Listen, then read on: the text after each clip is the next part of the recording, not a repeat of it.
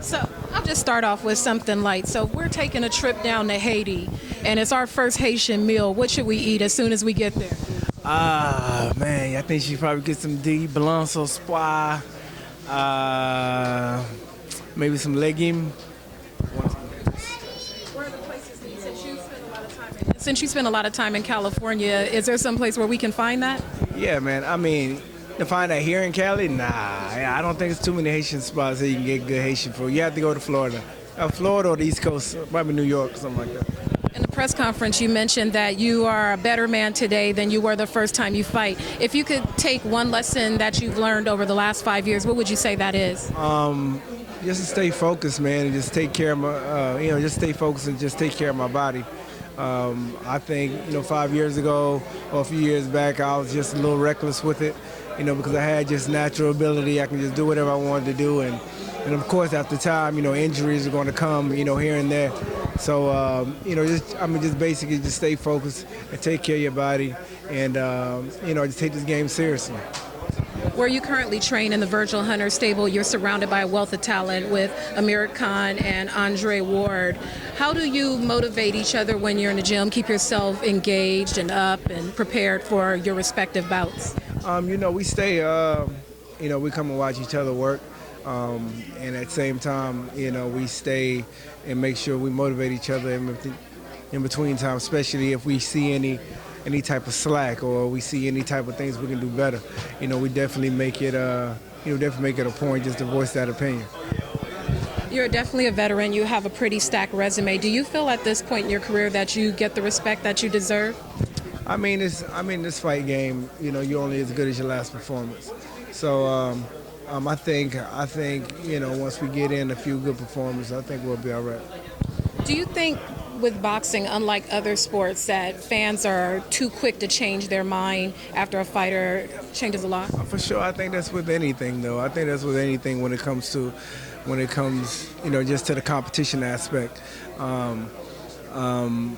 Just like I said, like you're only as good as your last performance. So you can be a terrific fighter, you can be a terrific, track runner, you can be a terrific, whatever the case may be. But as long as you are not, you take a loss or you're not number one, people definitely question it. So it's just the way the game goes. Since you've dedicated so much of your life to boxing as an amateur and a professional, as you look at the sport, if there was something you could change about the sport, what would you want to change? About the sport? It's a lot of things I think, people would definitely love to change. Just like you said, just respect the aspect. I think, with the PBC situation now, I believe there were, all the fighters, now they're definitely, I believe they're happy with getting what they're getting paid now, thanks to Al Heyman. But I just think just respect the aspect all the way around. Recently, we found out there's an opportunity for professionals to compete in the Olympics. What are your thoughts on that? Yeah, she just was telling me that. I think, I think that the U.S. team might just stick with what they have. But I think, a lot of pro athletes, here, like pro boxers, they might try to entertain it, but of course, I think the U.S. team might keep what they have right now. I think it's just only fair, for the young kids coming up. They need that. Like, they need to go through that process. They need to be able to try to fulfill a dream, of going to the Olympics. Like a lot of us as turned pro, we've had that opportunity to try to make it. If we don't, I don't think it's right to realistically, try to pull that away from a kid.